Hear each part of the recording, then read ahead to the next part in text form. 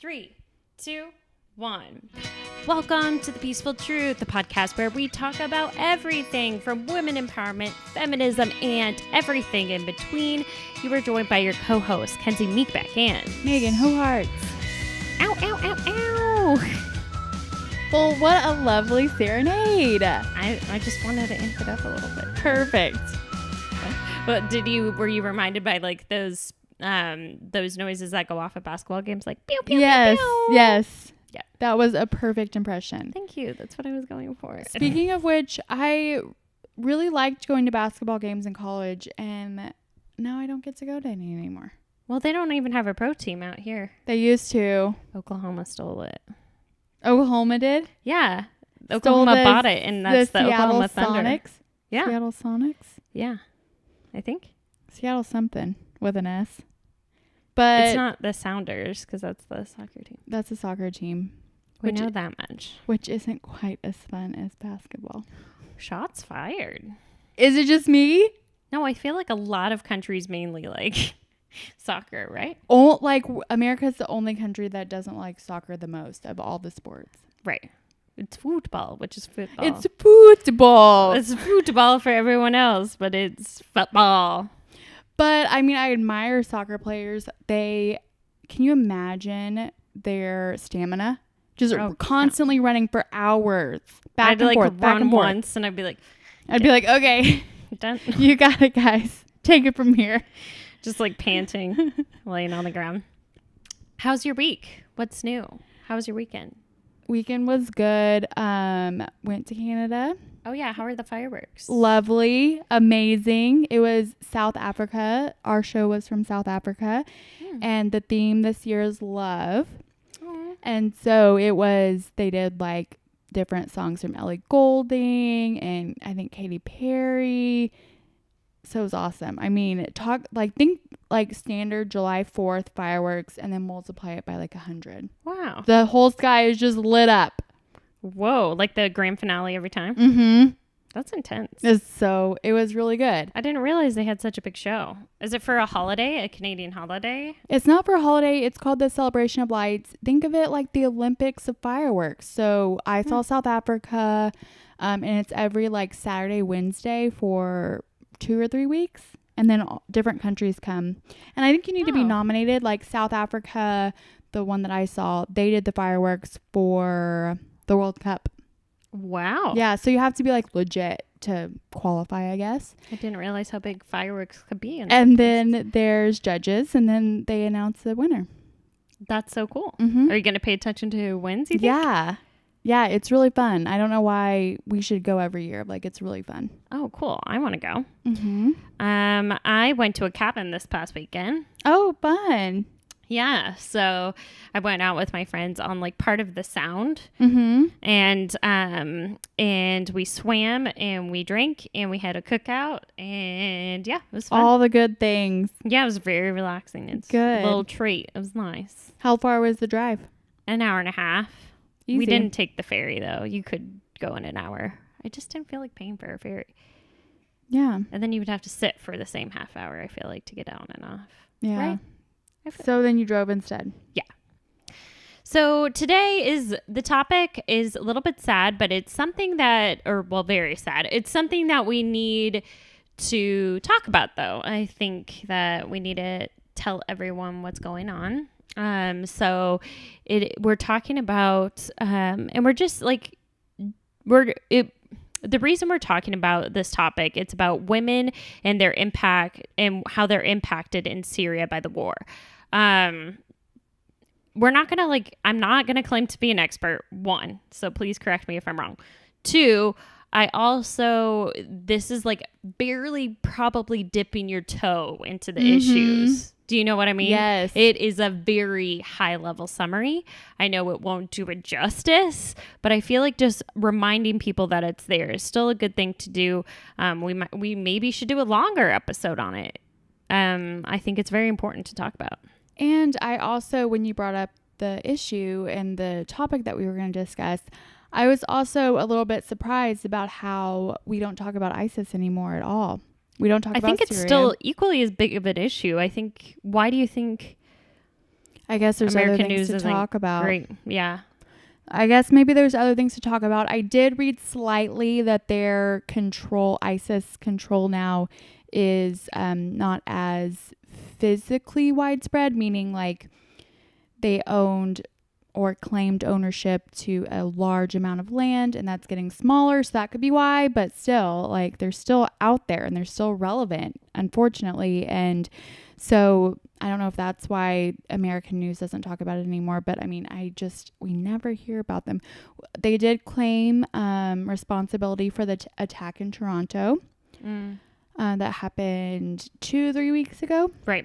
They did claim responsibility for that, but other than that, that's the last time that I've heard about them. Right. And I feel like it was in Toronto, which is obviously, you know, our neighboring country, but even that wasn't too widespread in the media. Yeah, and I kind of want to emphasize that, like, the war in Syria seems very complicated. I don't think it's just like, and I did a little very light research, so again, I apologize if I got it wrong, but I think that that's not the main issue. Like, the article we're talking about is like how I think it's because there was a war that they were able to infiltrate more. Mm-hmm. Do you know? Yep. Am I correct? I think you're right. And okay, a year ago, like right at the beginning of this podcast, I went to watch a documentary. Amazon puts on documentaries. Oh, yeah. And Des gets to go because he's an Amazon employee, and then he gets to invite one person. And it was about Syria. Do you remember me talking about this? Yeah, I do. And I can't remember the name of the podcast right now. Documentary or podcast? Sorry, documentary. We're on a podcast. I can't remember the name of the documentary right now, but I wonder if we should watch it and then do a whole episode on it. We should. The documentary was insane, eye-opening, insane. Yeah, we should definitely cover this more. So that's a good idea for Yeah. next week or the week after. Perfect. So kind of a very light timeline or overview. There was a peaceful uprising against the president of Syria, Bashar al-Assad. I'm sorry if I didn't say that wrong. Right. 7 years ago, and it has turned into a full-scale civil war. This is an article entitled "Why Is There a War in Syria?" by the BBC. The conflict has left more than 350,000 people dead, devastated cities, and drawn in other countries. It is now more than a battle for or against Mr. Assad. There are many groups and countries, each with their own agendas, that are involved in making this situation complex. So that's what made me think that it's not just ISIS. It's clearly there was something that started it, and now it's like become something much bigger and more complex and complicated, and that's why it continues. But such divisions have led both sides to commit atrocities, torn communities apart, and dimmed hopes of peace. They have also allowed the jihadist groups, the Islamic State and Al-Qaeda, to flourish. So there's also conflicts between different religious groups. Sorry that I was on my phone. I was trying to find the name of the documentary. That's fine. Yeah. But I think that it was the fall of power and the fall of government that let these groups come in and rise up. Yeah, they saw an opportunity of weakness. So what brought us to this? We like now to do more current events, I think, because we got a lot of huge topics, and we'll return to them as things develop, but we got to continue the fight of what other women are going through currently. So ISIS kidnapped dozens of women and girls in Syria raids, 36 women and children during attacks on the southeastern province of Sweden. I'm not sure how to pronounce it, but 20 women and 16 children, but 4 women managed to escape and 2 others died, leaving that to now 14 women. The ambush that was that same ambush led to 221 dead, and this is by CBS News. Did I already say that? Mm-mm. These statistics. ISIS kidnaps dozens of women and girls in Syria raids. Reports on social media show evidence that ISIS probably sent photos of the kidnapped women to their families through an app, and they made demands for the release, but the families haven't said what it is. And I can't assume this, and I don't think it's responsible to assume this either. But what I worry and what I infer is that they will be sexually abused and tortured. I also, just real quick, wanted to mention this was very recent that it happened, late last week, I want to say. But why? I feel like it wasn't a huge headline here. Mm-mm. I could only find one American thing. It was only CBS News that I could blatantly, openly find. That was like one of the big ones. And then the other one was BBC America, which is British. Mm-hmm. So I wanted to talk about beyond this one. And I think after we did the kidnapped girl story from Africa, I think it's now important to continue to talk about when women go through these type of horrific, I'm sure, life-damaging, life-altering situations. So what is the impact on women in the Syria war? This is from the International Committee of the Red Cross. So women tend to be the ones who sustain the resilience of the families and communities, trying to help their families be healthy, fed, and together. And in many cases, they have become the sole breadwinners overnight after losing their husbands and fathers to conflict. So that's one of the many things. Can you imagine being in a society where it is just patriarchal and your job is what it is, and then you have to do something else overnight to get things together?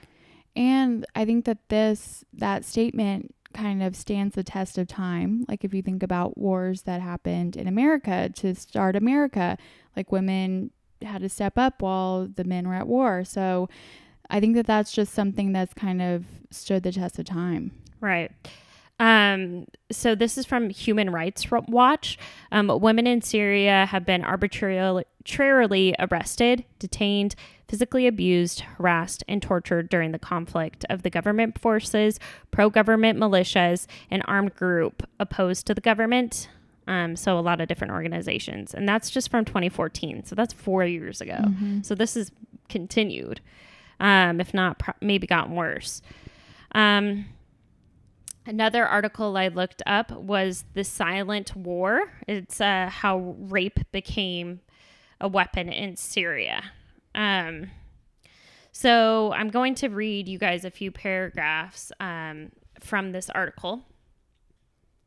So in Silent War, Syrian women break the taboo surrounding rape to speak openly about the abuse they endured at the hands pro-regime militias and government soldiers. In basement prisons and their own homes, they were repeatedly raped for crimes such as participating in peaceful demonstrations or trying to send a message to the men in their life.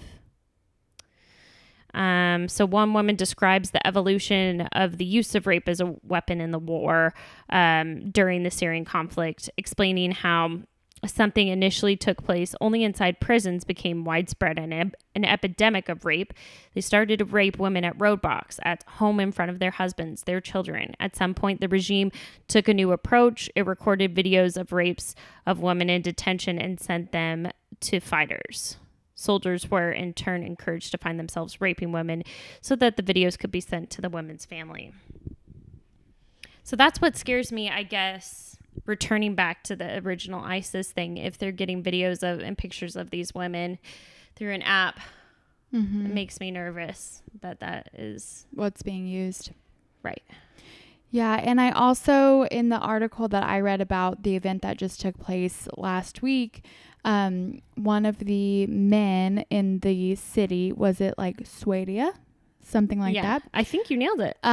So he was saying that it was hard for the men and the women to defend themselves from the ISIS fighters that came into the city because the government took away their weapons because they wouldn't go fight for their own country. Does that make sense?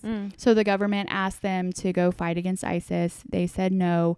So then they took away their weapons. They said no, not because they supported ISIS, more in terms of they just didn't want to be involved on either side. And so they were having a really hard time defending their city and defending their home.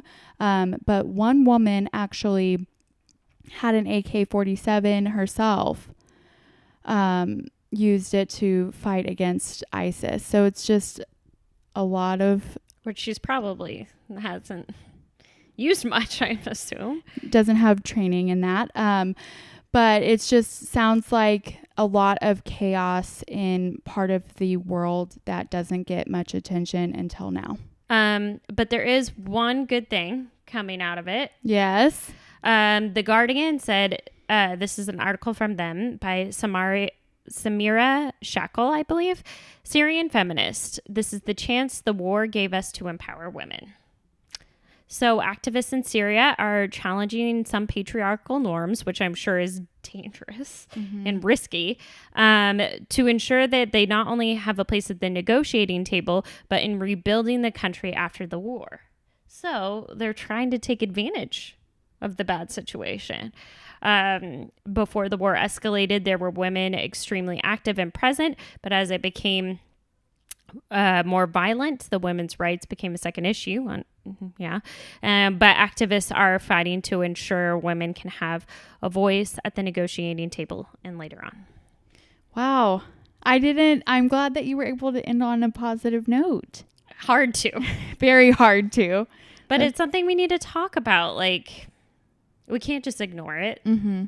And especially if this is a women's podcast, we can't, Yeah. These poor ladies. I know. I also saw I want to say it was a tweet that showed the pictures of the 14 women who were still kidnapped, saying, how are we going to help these women? So I think that just because the large media outlets are putting this on the back burner, I think other smaller people are trying, like us, I guess. Yeah. But I think that it is something that should stay at the forefront of our minds. Yeah, definitely. Well, what are you looking forward to this week? Changing the subject. Yeah, it's hard to change the subject, but I'm thankful that you were able to end on a positive note. I tried to find something. I had a really good week. I was able to do a meet and greet with everybody that's going to India. Are you so excited? Yes. Our leaders of the yoga retreat, put on a dinner for us, which is super kind of them.